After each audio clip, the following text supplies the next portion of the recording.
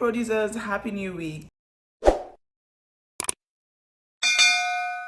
So are you one of those producers that think because someone just told you a very nice story, you can go ahead with that story and you think is cinema worthy, you think is pay TV worthy, and you can just go ahead with the story? Hell no. Or you think you after getting funding, half of your budget goes on catering because you want to make your cast and crew happy. Or you think, oh, I do not have need to do any audition. I have a cousin who is in the church drama group and can do well for a particular role in one of my movie production, without knowing if your cousin can actually deliver on a script or he or she is camera shy. So let's just rewind and go from the start and understand what the role is of a producer. So basically, who is a producer? A film producer is a driving force of every film project and overseeing every aspect of the film production from start to finish. Their essential goal basically is to ensure that the film is within time, within the budget, and is delivered on time. In the development stage, you need to ensure that you bring your story ideas to life. And how do you actually bring your story ideas to life?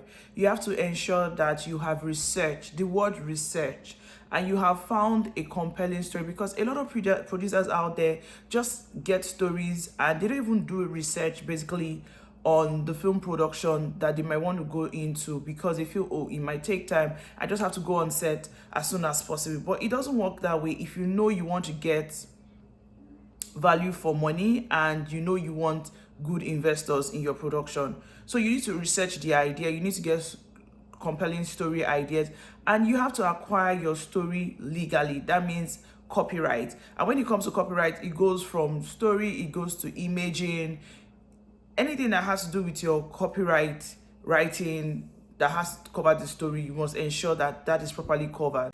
So for example, if a producer decides to adapt a best-selling book into a film, the producer will have to negotiate an option and purchase agreement by securing exclusive rights to the story for a specific period. And when financing goes through, the producer can now buy the option to produce the movie. So if financing is successful, the producer can now exercise the option and now buy full rights to the movie to begin production. So what do I mean by that? If I have a best-selling book and I want to adapt it into a film, I initially need to go and meet the owner of the book or the author of the book, or depending on how the story came about, you just need to meet whoever is the origin of the book and tell them, oh, I would like to convert this book into a film.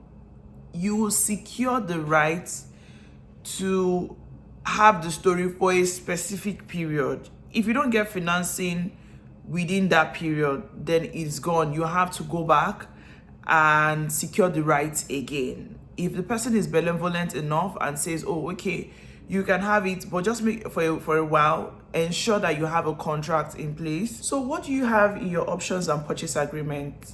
What does it entail? It entails the name of the writer of the book or the writer of the script. It entails the person's location or address. It entails the name of the producer, the production company. It entails grant of option, exercise of option. So development of the script, the producer collaborates with the writer to create outlines and treatment of a script. So when you say outline and treatment, or a treatment of a script, that means that the high concept of the script, how you want the script to be at the end of the day. So you need to have that conversation with the writer of the book or the writer of the script. So the writer doesn't just come and say, oh, I wasn't aware this is a breach of contract, this wasn't said in the option and purchase agreement at the end of the day. So it entails rights granted on purchase, reversion upon rights, warranties and responsibilities, and including miscellaneous, any other information that's needed in the option right that you need to tell the writer ahead. It's best you have it under your miscellaneous. So those are the details of what you have in your option and purchase agreement as a producer. Then you have to have drafts and rewrites. So for every time you have a draft or rewrite of the script, you need to work in collaboration with the writer. If you decide and say, oh, I don't want to use the original writer for my story or for my film production. You need to involve the writer and say, okay, fine, this is the draft, this is what my writer has been able to come up with, and you just have a conversation about it and ensure you go through it together, so there is no issue at the end of the day and you are on the same page, and nobody comes and says, oh, this is not what I agreed on, this is not how the story was told at the end of the day. Another responsibility of the producer is also creating the budget from development, pre-production, production, and post. You have to create a budget for your production. Another thing is also securing funding. So how do you want to secure your funding? You need to have that idea ahead, and you have to start speaking with funders that you think might be interested in your production, because without that you might have issues on your set, you might run out of funding, and I don't think you want to owe people when it comes to your production, which at the end of the day, if you begin to owe people and you don't get your funding and your budgeting right, your name in the industry might probably be slandered or spoiled. So I don't think you want that. So as a producer, what documents do you need for your funding? You need your chain of title, development funding and development schedule, development budget and development schedule, financing plan, and key bios. So when I say key bios of your cast and crew, those that are taking your leading roles, you also need to have that together. So when you're presenting it to a funder, they understand that these are the people that you will be working with. So another document you might need is letter of commitment. What is a letter of commitment?